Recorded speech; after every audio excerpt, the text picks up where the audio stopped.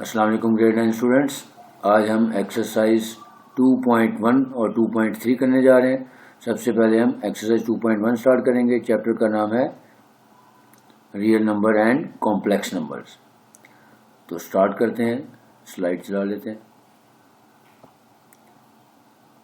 Exercise 2.1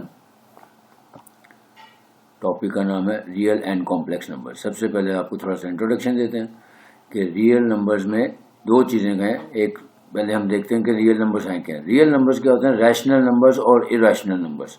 दोनों numbers का अगर हम यूनियन ले लें तो वो हमारे रियल नंबर्स होते हैं।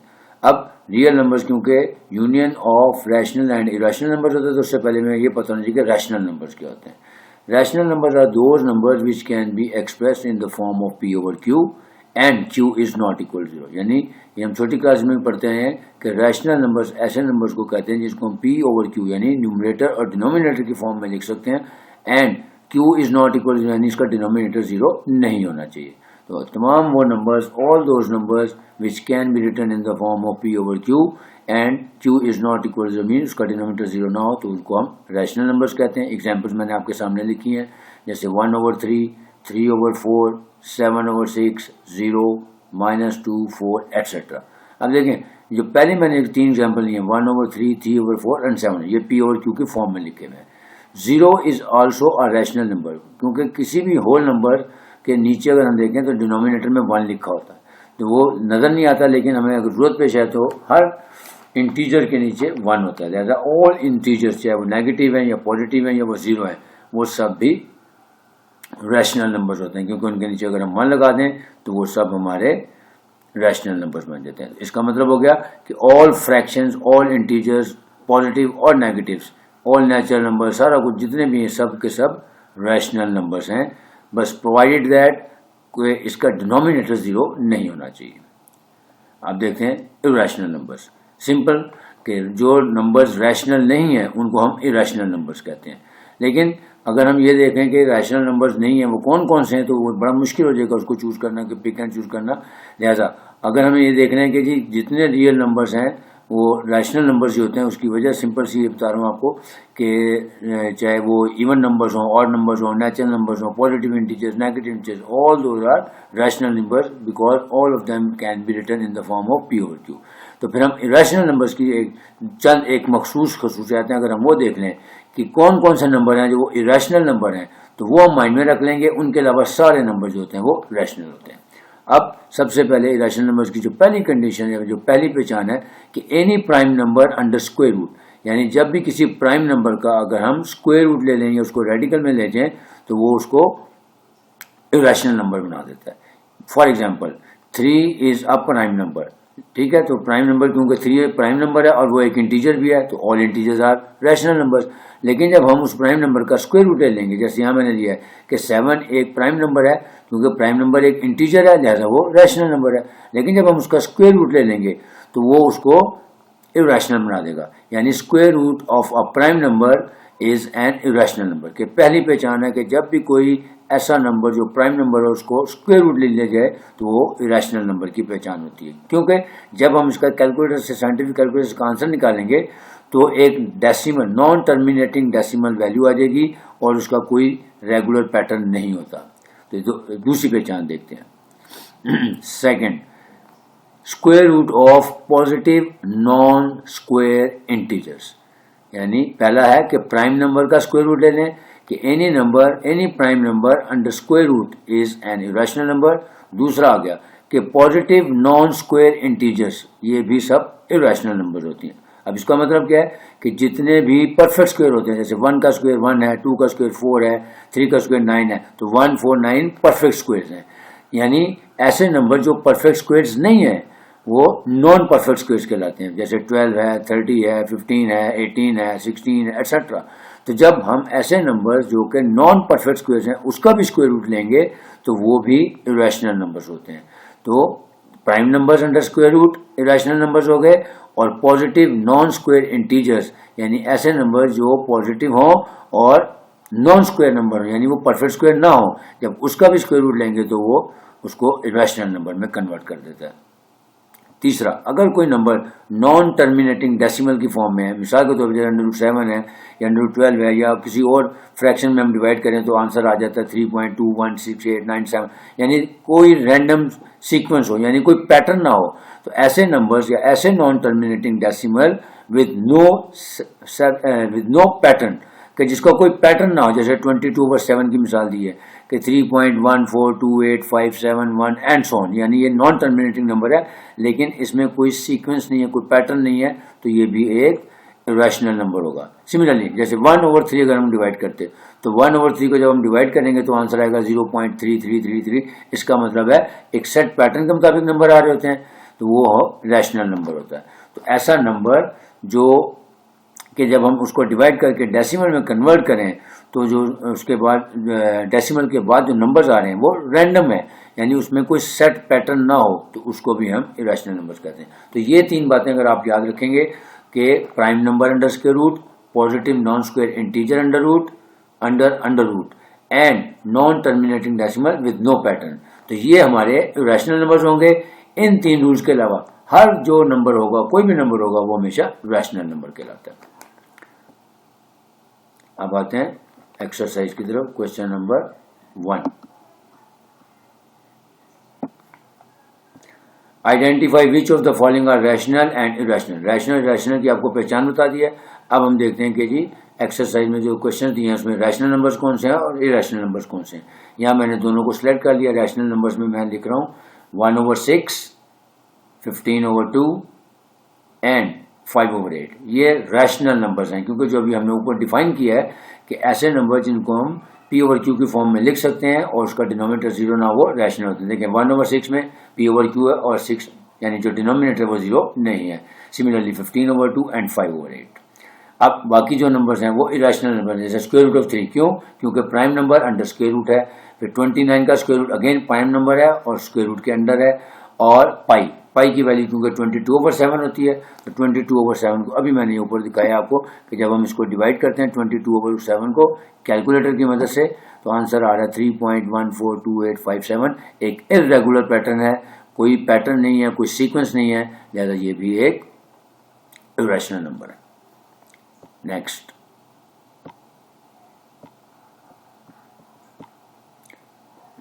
स्लाइड खोल लें। अच्छा, अब उसके बाद क्वेश्चन नंबर 2 है और क्वेश्चन नंबर 3 वो ट्रू एंड फॉल्स और इसी तरह ऑब्जेक्टिव टाइप है, टर्मिनेटिंग और नॉन टर्मिनेटिंग का बताना। लिहाजा वो हम कैलकुलेटर की मदद से भी कर सकते हैं। लिहाजा मैं डायरेक्ट आ रहा हूँ क्वेश्चन नंबर 5 पे, क्योंकि जो क्वेश्चन नंबर 4 है वो है नंबर लाइन का कॉन्सेप्ट। तो नंबर लाइन का कॉन्सेप्ट जो है वो, क्योंकि यहाँ पे मेरे पास ऑप्शन नहीं है डिजिटल में कि वो मैं नंबर लाइन यहाँ पर ड्रॉ कर सकूं, लिहाजा उसके लिए मैंने एक अलग से वीडियो लेक्चर बनाया है जिसमें मैंने बोर्ड के ऊपर नंबर लाइन का कॉन्सेप्ट दिया। उसका मैं अगर आप खोलेंगे तो आपको लिंक शेयर कर दूंगा। हम चलते हैं क्वेश्चन नंबर 5 और 6 की तरफ। अब क्वेश्चन नंबर 5 क्या है? Give a rational number between 3/4 and 5/9। अब यहाँ पे क्या है कि दो हमारे पास रैशनल नंबर हैं 3/4 and 5/9।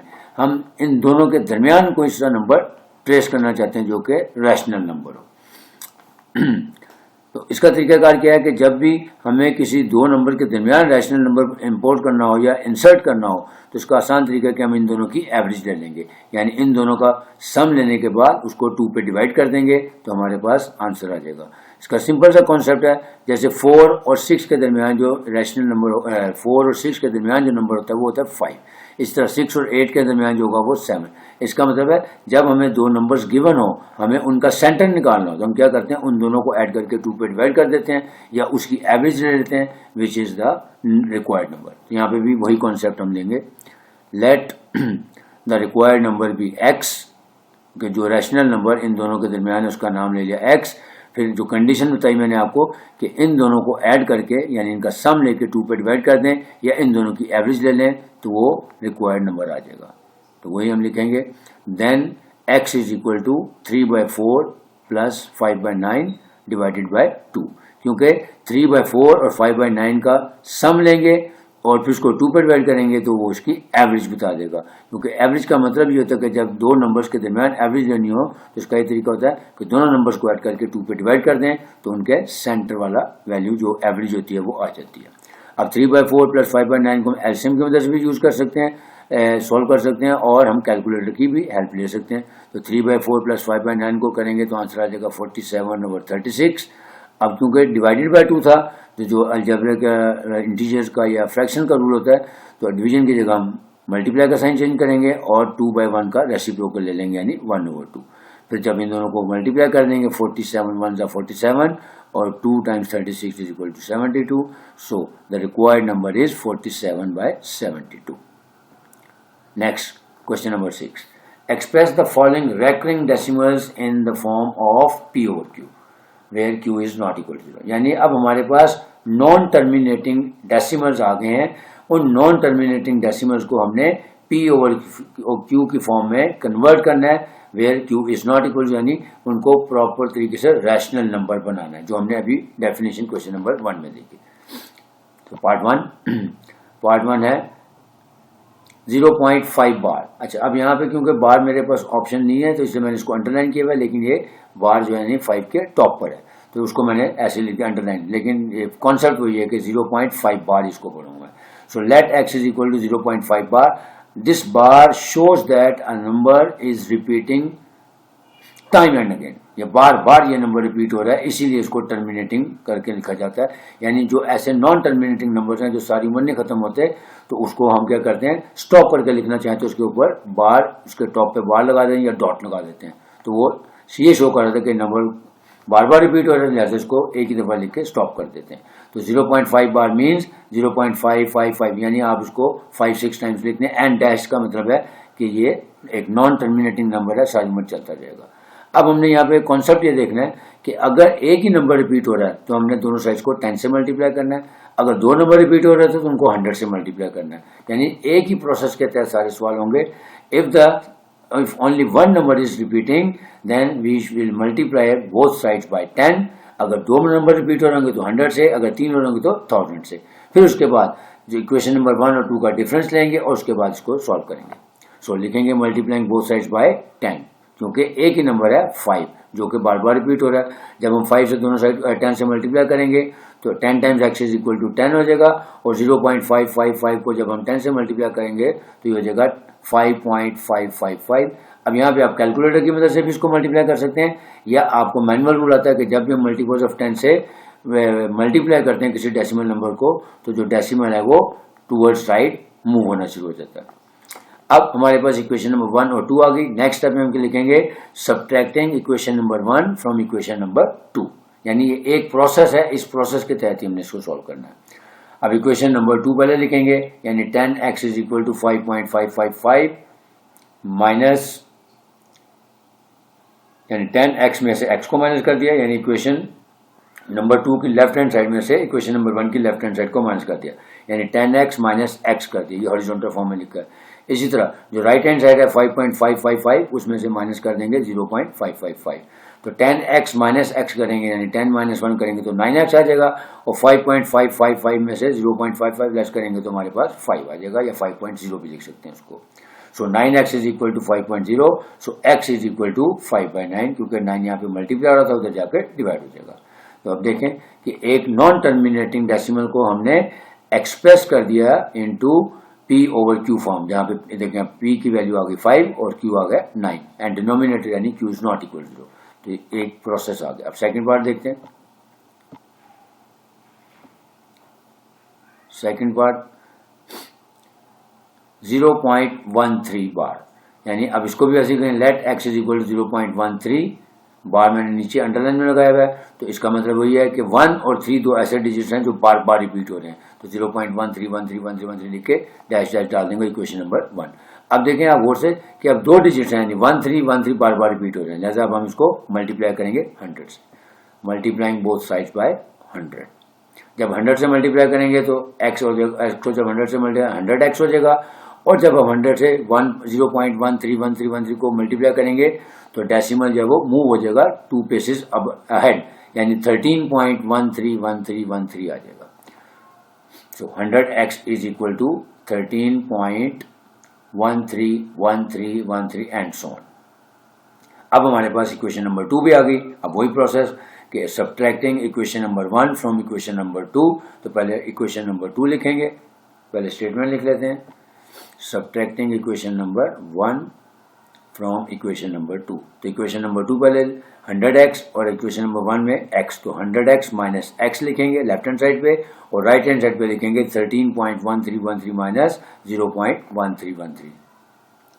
So 100x minus x is equal to 13.131313 minus 0.131313 and so.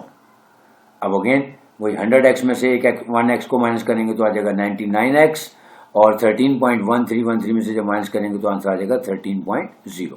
So 99x is equal to 13.0 which means x is equal to 13/99 which is the required rational number in the form of P/Q. Part number 3. 0.67 let x is equal to 0.67 bar। अब 0.676767 लिखे equation number 1। Again 2 digits हैं जो repeat हो रहे हैं तो multiplying both sides पे 100 करेंगे।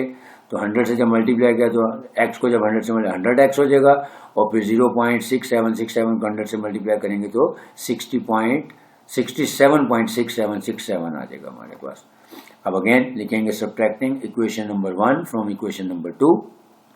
तो 100x माइनस x करेंगे और दूसरी साइड पे राइट हैंड साइड पे 67.6767 माइनस 0.6767 करेंगे।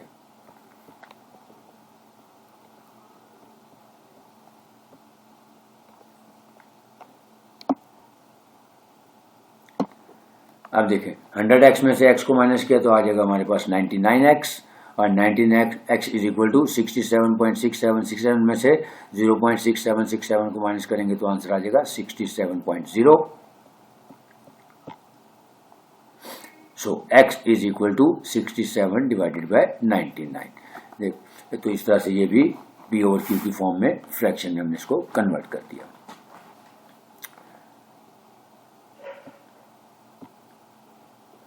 नेक्स्ट एक्सरसाइज 2.3 आ गई।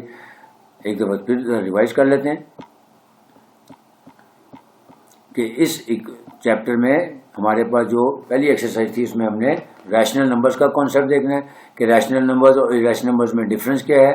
वो मैंने आपको बता दिया कि ऑल इंटीजर्स पॉजिटिव और नेगेटिव इंटीजर्स हो चाहे इवन हो ऑड हो सब रैशनल नंबर्स होते हैं। इरेशनल नंबर्स कौन से होते हैं जो कि रैशनल नहीं है। और इरेशनल की पहचान मैंने बता दिया कि 3 तरह के नंबर्स हैं वो इरेशनल होते हैं यानी prime number under square root या नॉन पॉजिटिव स्क्वायर इंटीजर्स और non terminating decimal with random pattern.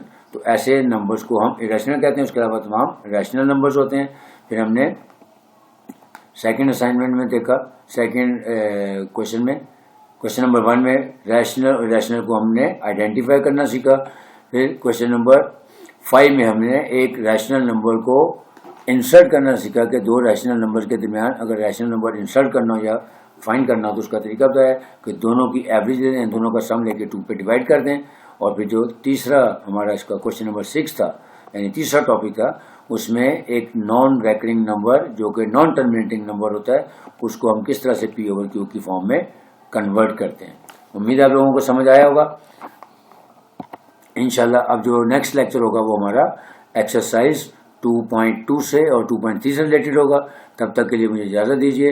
अगर आपको मेरी वीडियो पसंद आई है तो काइंडली इसको शेयर भी करें, लाइक भी करें और जिन लोगों ने सब्सक्राइब नहीं किया वो इसको सब्सक्राइब भी कर लें ताकि आने वाली वीडियोस जो हैं वो आपको आराम से मिल सकें। तब तक के लिए इजाज़त दीजिए। अल्लाह हाफिज़।